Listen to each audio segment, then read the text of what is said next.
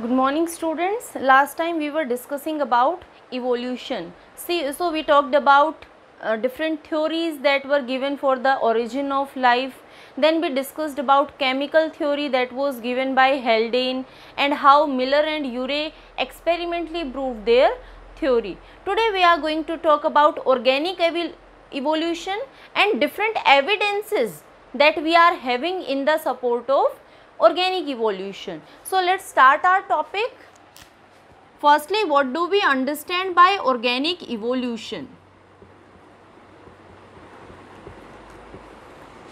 We already discussed that initially when Earth atmosphere was completely different, at that time the organic compounds were formed from the inorganic one. So initially it was inorganic compounds that were present.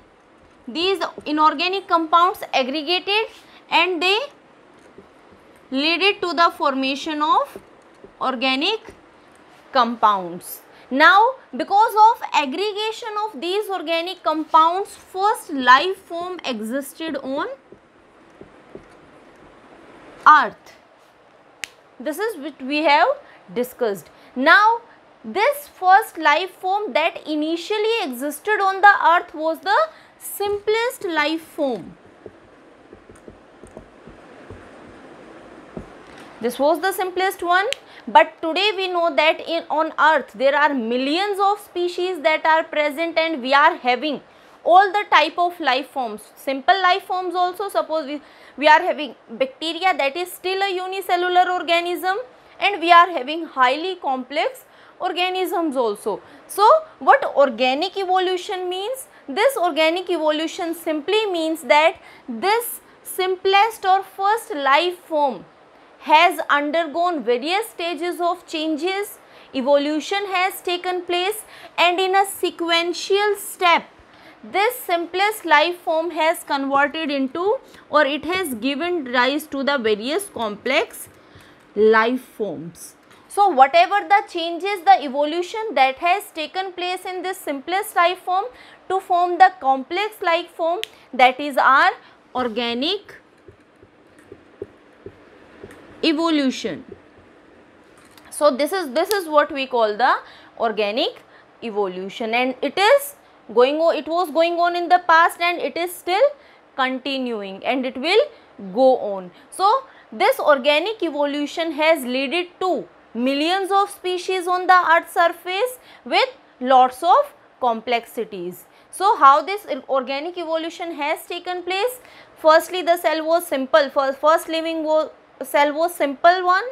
Then some changes take place, it becomes more complex, then more changes took place and it become more and more complex, and this is how complexity keep on increasing.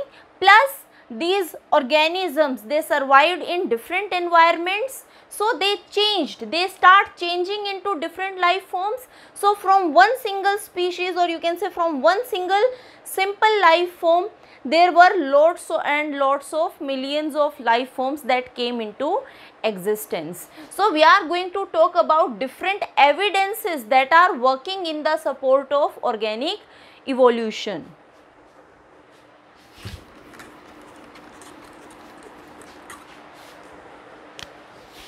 Evidences for organic evolution. We are use different type of evidences like morphological and anatomical evidences, biogeographical evidences depending upon where the organisms are surviving, then paleontological evidences. We are getting various fossil fuels. On the basis of fossil fuels we try to explain evolution. So there are lots and lots of evidences, types of evidences that are present. Today we are going to discuss about one type of evidence, that is morphological and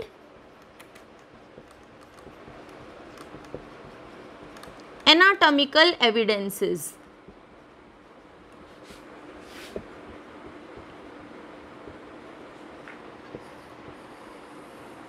Morphological and anatomical evidences, they are on the basis of the external structure and the internal body parts of an organism. So we are going to discuss about different morphological and anatomical evidences that are giving us the basic idea of evolution. The first type of morphological and anatomical evidence is body organization.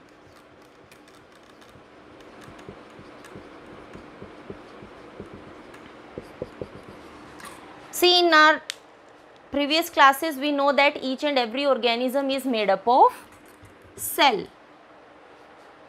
Whether a unicellular organism is there or a multicellular organism is there, the basic structural and functional unit is always a cell. Now these cells are going to aggregate and these are going to form the tissues. Tissues show further aggregation and they leads to the formation of organs. From organs, when more than one organ or two or more organs they are working together, they are forming a organ system. And in our body lots of organ systems are organized together and they are giving rise to a complete organism. So this is how body organization takes place.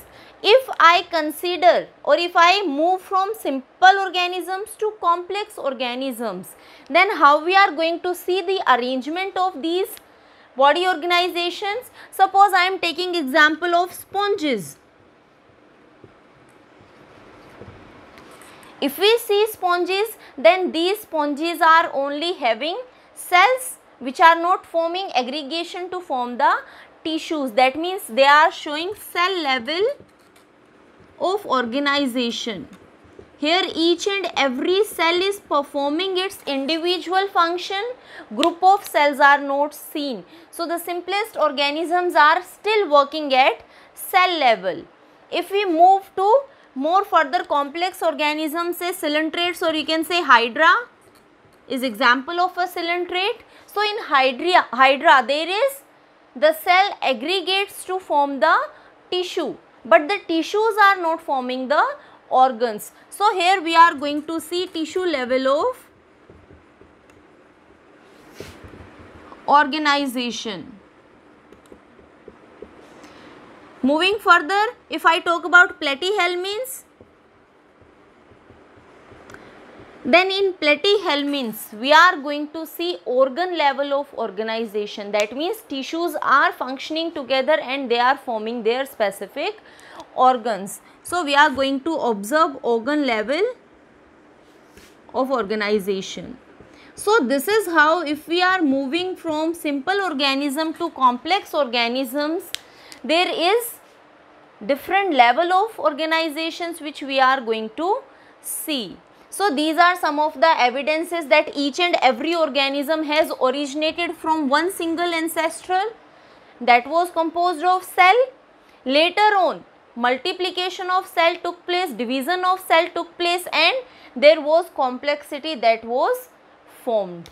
So this is how body organization is present.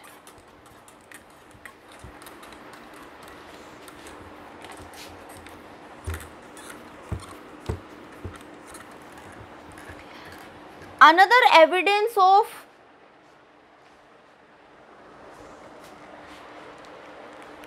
morphological and anatomical evidence is gradual modification.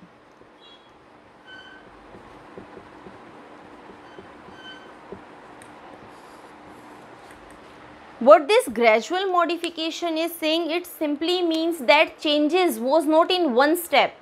That means one simple form has not directly converted into a complex form, but there are sequence, small steps or small changes that took place and they aggregated together. For example, if we talk about heart, simple example to understand this gradual modification is heart.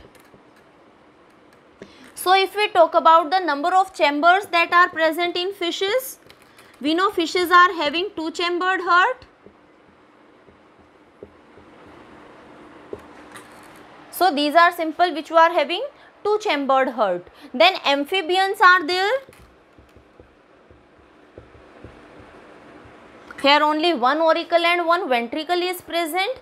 If we talk about amphibians, these are having three-chambered heart. That means 2 auricles are there and 1 ventricle is there. Then comes our reptiles. So the reptiles are having 3.5 chambered heart.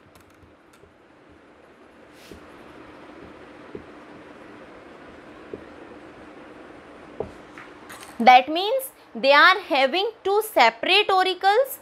Ventricle is present, that is partially divided, not complete division of ventricle is there. That is what we are going to find out in reptiles.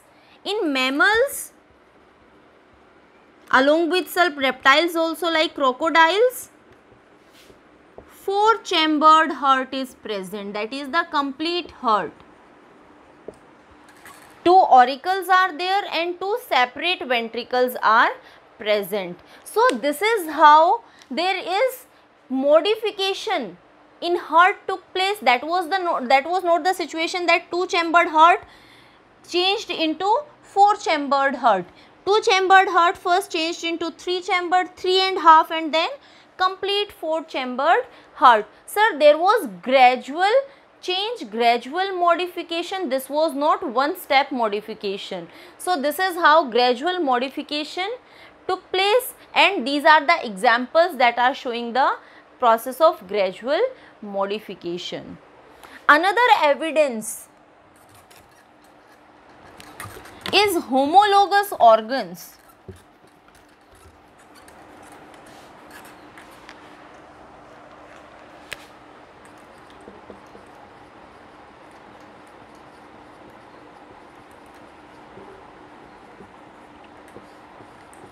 First, let's discuss about homologous organs. What are these homologous organs? The homologous organs are those organs which are having a same basic design, means they have come from the same origin, but because organisms are surviving in different environments, so they are performing different functions. So how we can define them? Homologous organs are having same origin, same basic structure,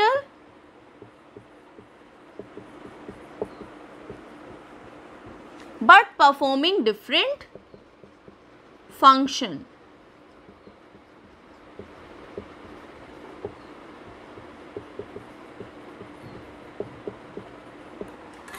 Now how it is possible that the organisms are having same basic structure of the organs but they are performing different functions? That can be explained with the help of environment in which organisms are surviving. Each and every organism is going to adapt or modify its body part according to the environment in which that organism is surviving. So same thing has happened with the homologous organs.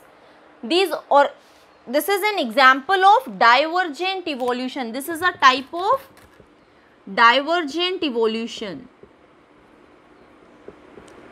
What this divergent evolution is saying simply means that the organisms, they belong to a common ancestor.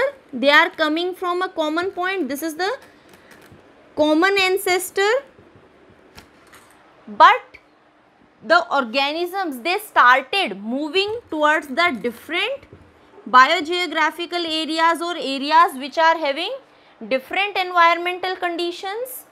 So because of surviving in the different environmental conditions, they have modified their body parts to perform different functions.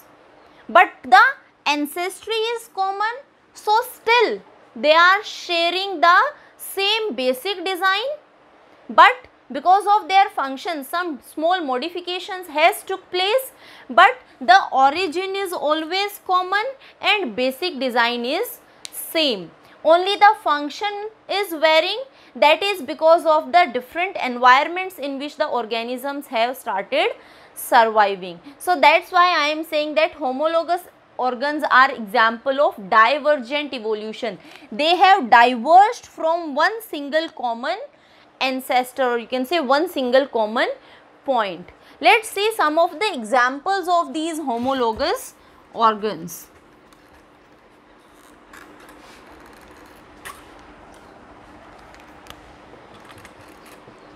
For example, forelimbs of vertebrates.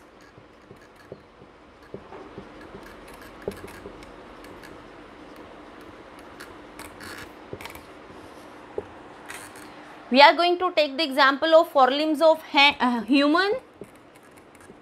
humans, then whale is there, bat is there. So these are the different organisms. If we talk about the, say, horse is there. If we talk about the forelimbs, so we have discussed in +1 class, we have discussed about the bones that are present in forelimbs of human. So we can easily understand them. What we talked about, that we are having a long bone, one single bone that is present on our upper arm, that is humerus. So upper arm is having one bone, that is humerus. The forearm is having two bones, radius and ulna. Then we are having in our hand region, the wrist is having the carpals. The palm region is having the metacarpals. And the digits, these digits are having our phalanges.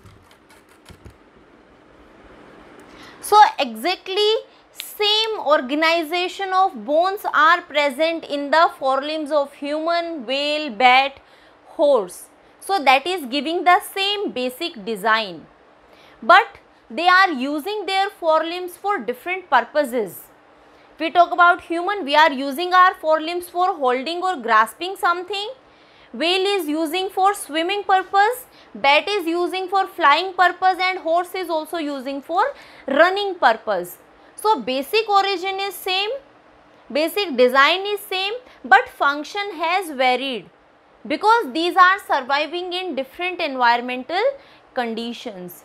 So because of survival in different environmental conditions, some of the modifications has occurred in these structures. These are not exactly the same. Some of the bones have fused together, the size has reduced. So small modifications are there because of the environment, but still the basic design is same. That's why we are considering them under homologous organs, because origin is same, basic design is same, but function is different. Another example is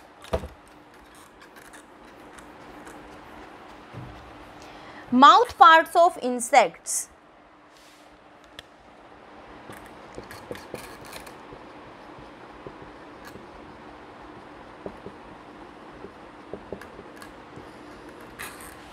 All the insects that are present, they are having same type of mouth parts. They are having labrum, pair of mandibles is there, two pairs of maxilla are present.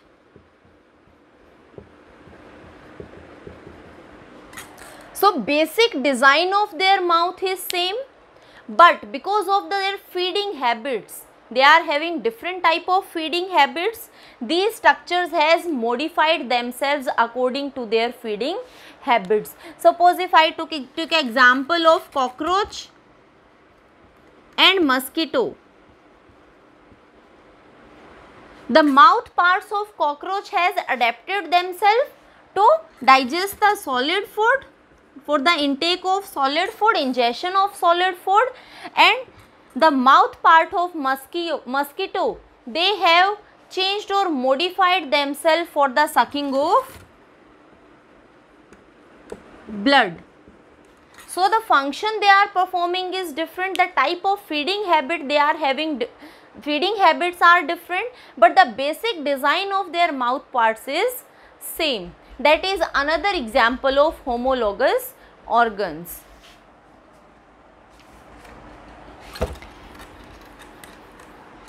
The next example is thorns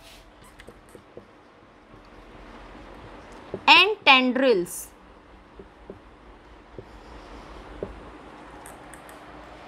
Thorns and tendrils. If we talk about the thorns of bougainvillea. So thorns of bougainvillea,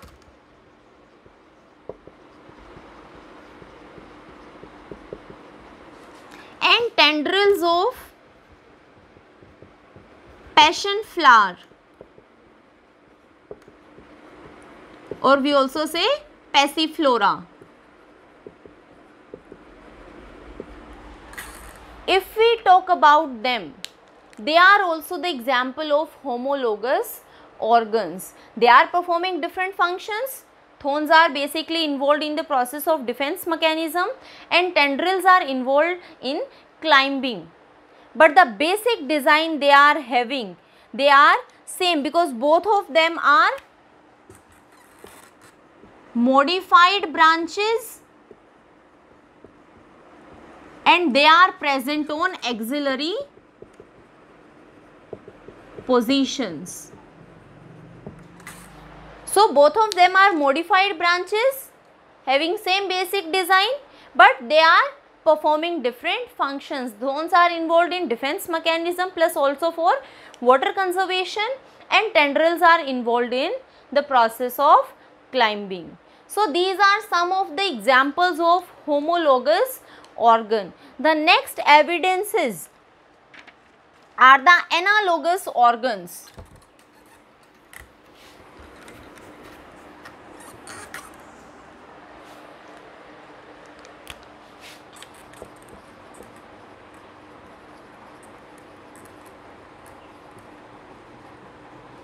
How we can define analogous organs? These are just opposite to the homologous organs. In homologous organs, we were saying that origin is same, basic design is same, but function is different.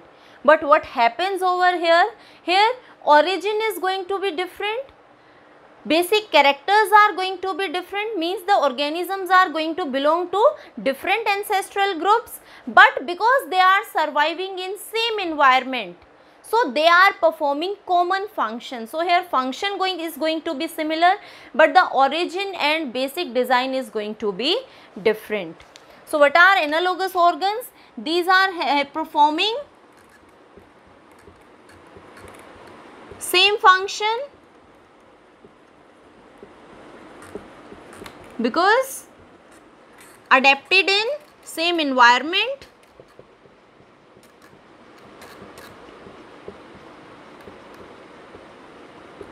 but having different origin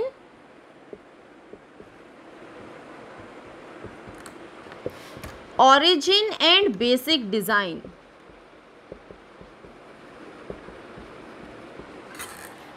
So because of this statement, we can say that these analogous organs, they are showing convergent evolution. How we can explain convergent evolution? It is simply showing that the organisms, they have come from different ancestral background, but because they start living in same environment, they have adapted their organs according to a common environment, so they are having similar functions. The body parts have organized themselves to perform similar function. So this is how the organisms are showing different ancestry and they are moving into a common environment. So because of this common environment, the body parts have modified themselves to perform common function. So again we are going to see some of the examples of analogous organs. Like one example is wings of birds and insects.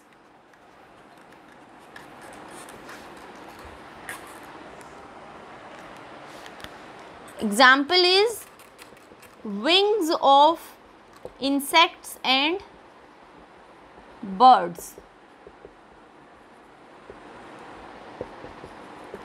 Function we already know that both insects as well as birds, they are using their wings for the purpose of flying. So these structures have modified themselves to perform a common function, that is flying. But if we talk about their structural organization, they are having different structural organization. If we talk about the wings of the insects, these wings of the insects, they are just an extension of their integuments. So it is almost membranous. These are just membranous wings. No bones are there, no flesh is there, no feathers are present. While if we talk about the wings of the birds are having limb bones. These limb bones, they are covered with flesh. Over this flesh, skin is present, and above this skin, feathers are arranged. So the basic design is different. They are not showing a common ancestral group, but because they have adapted these structures for the purpose of flying, these are the examples of analogous organs. Another example of analogous organs is fins of fishes and flippers of whale.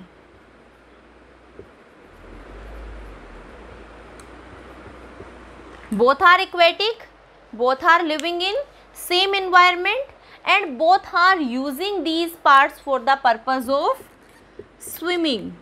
So function is always common. So they are using, fishes are using their fins and whales are using their flippers for the purpose of swimming. But if we talk about their design, basic design, what these flippers are? These flippers are modified pentadactyl forelimbs.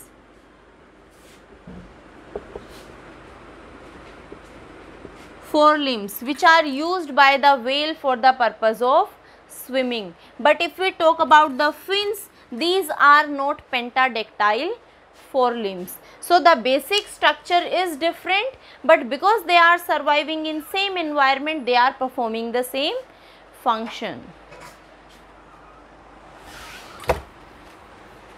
Another example of analogous organ is cephalopod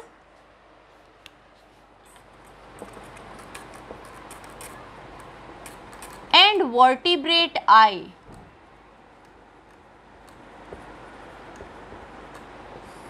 Cephalopod, for example, octopus. If we talk about the function, both cephalopods are using their eye and vertebrate are using their eye for visualization. So function is same, but their origin is different. They are having structural differences.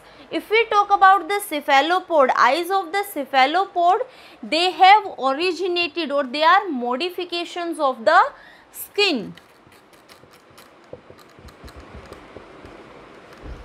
The complete eyes of the cephalopod are the modifications of the skin. While if we talk about the vertebrate eye, the retina of the vertebrate eye is the modification of embryonic brain. It is the modification of embryonic brain. So the point from where they have originated is completely different. That has originated from the skin and this is originated from the embryonic brain. But they are involved in the same function, that is visualization. So these are the another examples of analogous organs. Some more examples of analogous organs are leaves and cladodes. If we talk about the common function they are performing, both are involved in the process of photosynthesis. They are modified to perform the purpose of photosynthesis, but they are having structural differences. Leaves are performing photosynthesis, and what these cladodes are?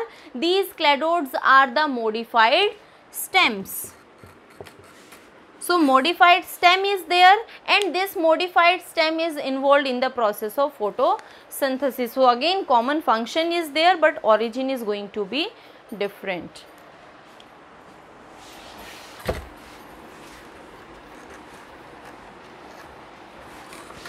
Another example of analogous organs is tuberous root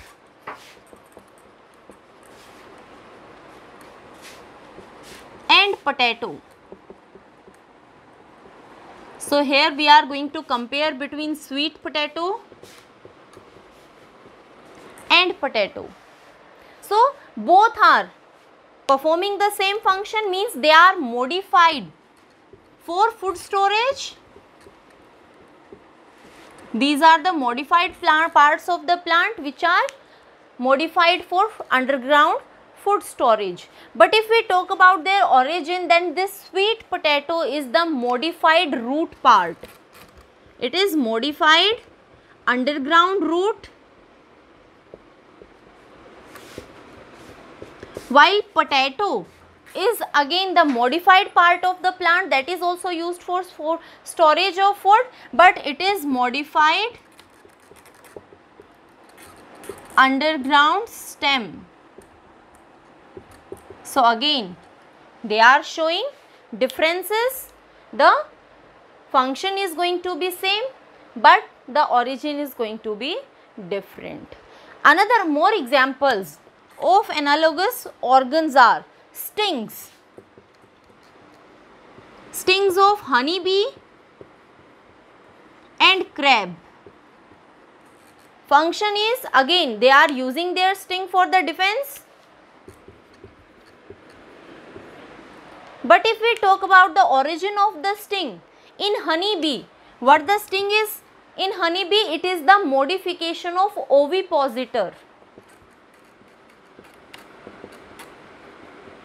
Modification of ovipositor. What this ovipositor is? This is the part that is used in laying eggs. So it is used in egg laying, and the modification is leading to the formation of sting. While in crab, what is sting? Sting is the modified last abdominal segment of the crab. It is the modification of last abdominal segment. So different parts have modified to give rise to the sting, but they are performing the same function. So these are some more examples of analogous organs.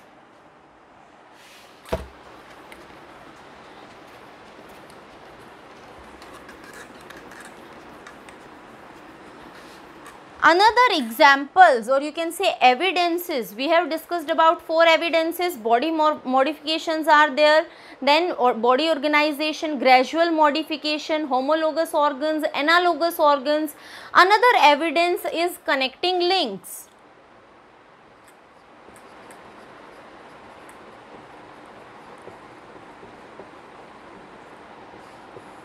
What are these connecting links? Connecting links are those organisms which are sharing the characteristics of 2 groups.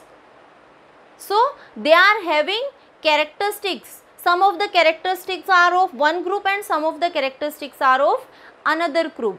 So such type of organisms are placed under connecting links. They are showing a connection between 2 group of organisms. So we are going to discuss some of the examples of these connecting links. Simple example is Euglena. We have discussed in our lower classes also that Euglena is a link between plants and animals. Some of the characteristics of Euglena are resembling with the plants and some of the characteristics are resembling with the animals. So if I talk about plants,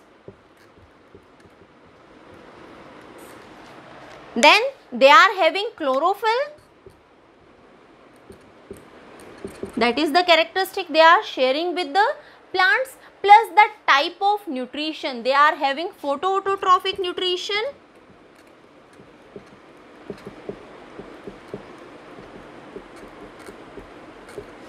So these are the characteristics which are resembling with the plants. If we talk about animals, some of the characteristics of Euglena are resembling with animals also, like they are having contractile vacuoles.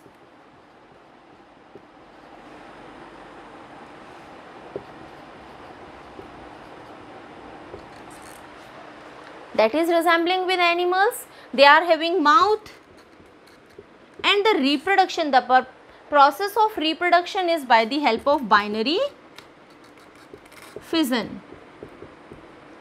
So some of the characteristics are resembling with plants and some of the characteristics are resembling with animals. That's why we are saying that Euglena is the connecting link between plants and animals. Another example is Peripatus.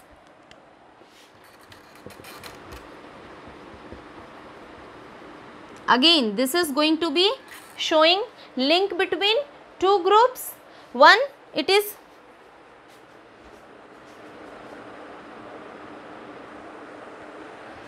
so they are sharing their characteristics with annelids and arthropods.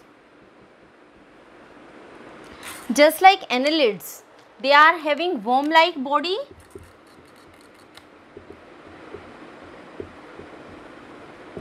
Then they are having unjointed appendages.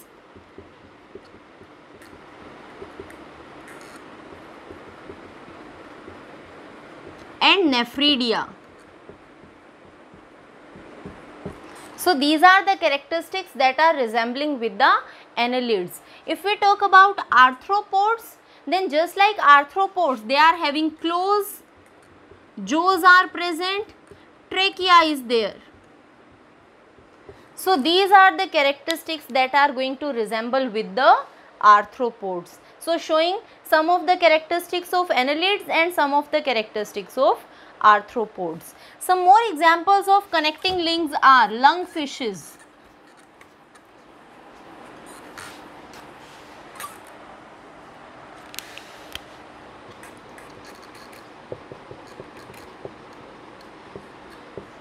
Lungfishes are connecting links between fishes and amphibians. If we talk about the characteristics that are sharing with the fishes, then just like fishes, they are also having gills. Gills are present. Scales. Fishes are having scales on their upper surface. So dermal scales are present. And paired fins are present. So these are the characteristics which lungfishes are sharing with the fishes. And just like amphibians, if we talk about amphibians, they are having three-chambered heart. We know that fishes are having two-chambered heart, while amphibians are having three-chambered heart. So the lungfishes are also going to show three-chambered heart like fishes. So three-chambered heart is there. They are having internal nares. Internal nares are present. And lungs are present. For breathing purpose, they are using lungs also. So these are the characteristics which lungfishes are sharing with fishes as well as amphibians. And one more example of connecting link is egg-laying mammals.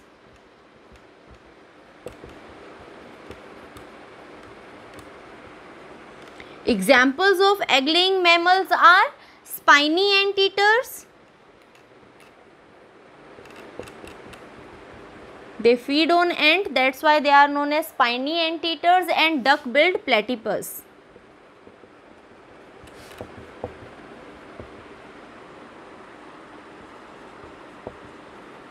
Both these mammals are connecting links between reptiles and mammals.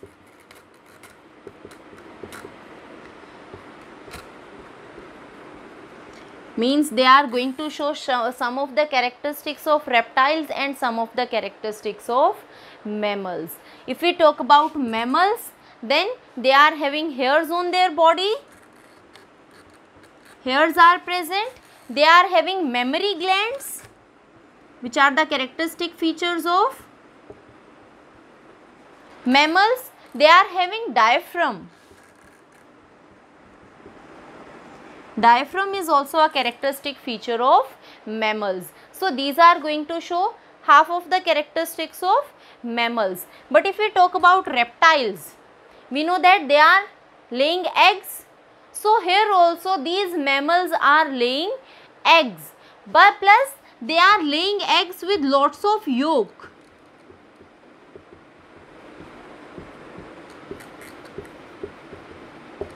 because after laying egg there is no connection that is going to be become between mother and this egg.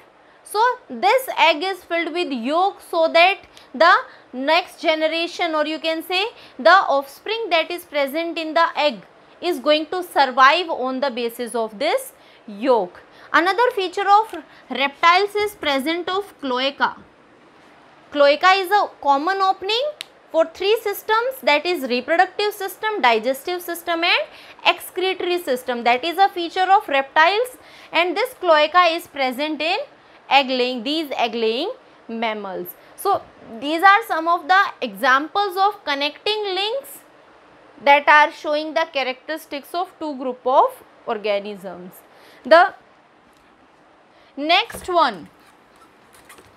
evidence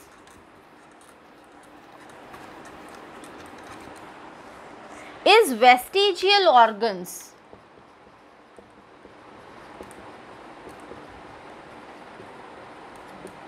What are these vestigial organs? These are the organs which have reduced in their size during the course of evolution. Their size has been reduced. Size always reduce. Those organs reduce in size whose function means the organism is not using them. A theory was given by Lamarck, that was use and disuse of organs. He said that if we are using an organ continuously, the size will be properly maintained and the function will be retained. But if we stop using an organ, then with the time the size of the organ is going to be reduced and it will be non-functional. Exactly same is happening with vestigial organ. With time, organisms have stopped using these organs, so they have reduced in their size, but these are present in some of the related species. For example, we will take the examples of various vestigial organs that are present in human beings. So these vestigial organs have reduced in their size and they are not performing function in an organism, but we can easily find them in some of the related species. If we talk about human beings, then in human beings there are about 90 vestigial organs which are present. We are going to discuss some of them. For example, the first one is tailbone, that is present. The vertebral disc are going to fuse, and beyond the sacrum there is appearance of a very small bone. So this tailbone is a vestigial organ that was going to be present in the ancestors, but now it is not present. The second one vestigial organ is the nictitating membrane, that is present in eyes. So this nictitating membrane is also present now also in many of the individual organisms, mostly those who are surviving in aquatic conditions. So the organisms that are surviving in aquatic conditions, they are having this nictitating membrane. What function this nictitating membrane is doing? This nictitating membrane is just clearing the upper part of our eye, just what our eyelids are doing. If I talk about humans, then in humans this is a vestigial organ. The function of cleaning of our eyes is done by the eyelids, protection is done by the eyelids, but in our ancestors, if I talk about eye, then this part, a pinkish part is still visible, and this pinkish part is the nictitating membrane. So this is the nictitating membrane. It moves like this way in the eye, and now it is vestigial in our eyes, and still a pinkish layer is going to appear over here. That is a nictitating membrane that has reduced in its size and its function is also lost. Another example of vestigial organ is, we are having wisdom teeth, canines and wisdom teeth. We are having canines, but the size of canine has reduced. It is more elongated and more sharp in case of carnivores, because they are using them for the tearing of food. We are not using these canines, so size has reduced, And wisdom teeth also, wisdom teeth is the last molar that is present. So either it is coming very late in the lifetime or it is not coming at all. So the function of vestigial organ has lost, that's why it is also an example of vestigial organ. Then another example is auricular muscles.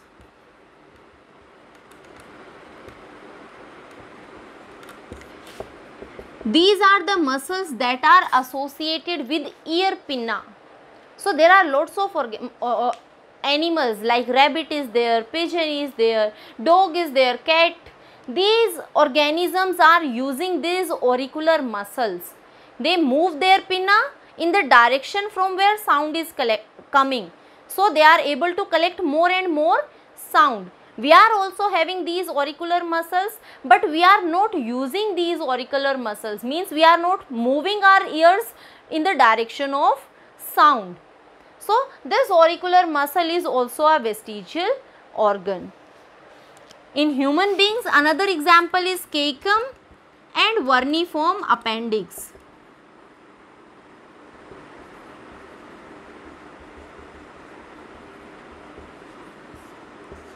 Cecum and vermiform appendix, they are well developed in herbivores animals. If we see, cow is there, rabbit is there. So these are having well developed cecum and vermiform appendix because they are using them in the digestion of cellulose.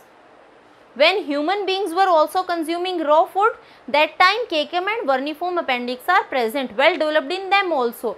But because human beings changed their feeding habit and they are feeding on cooked and soft food, so there is no more requirement of these parts. So these parts have reduced in their size. They are still present in the human body, but they are not performing any function. So these are some of the examples of vestigial organs that are present in the human beings. If we talk about the vestigial organs that are present in other organisms, other animals, other than human beings, say I am taking the example of snakes like python and boa.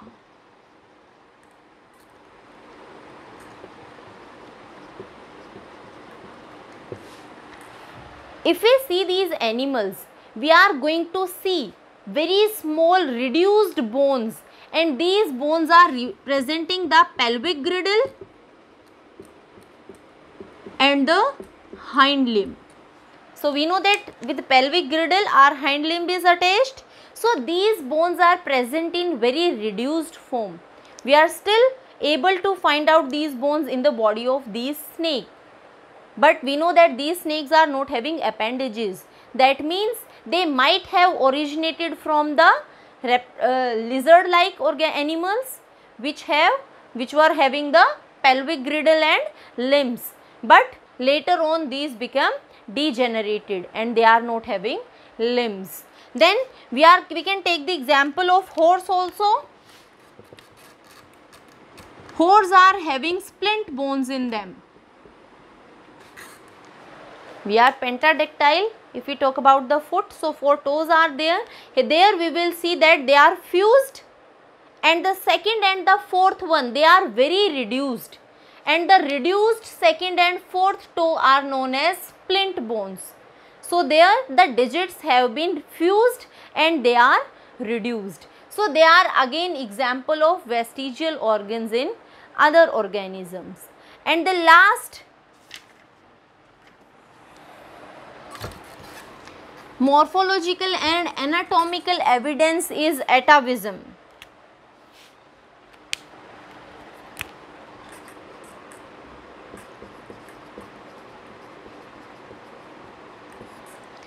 Atavism simply means there is reappearance of ancestral characters.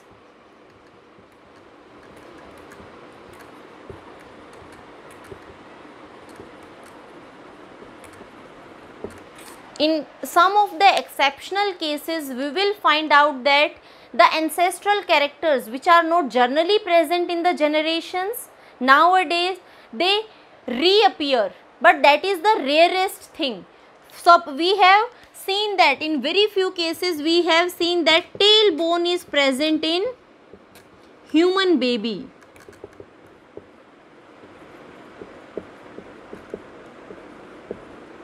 That is an example of atavism.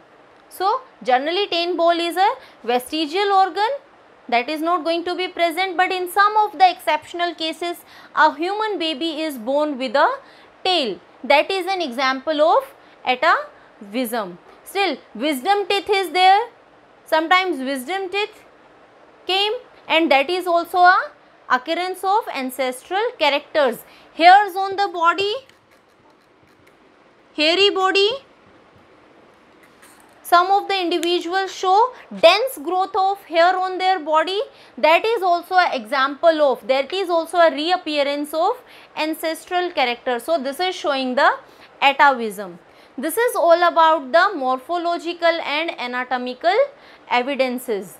Next time we will discuss about the other evidences of organic evolution.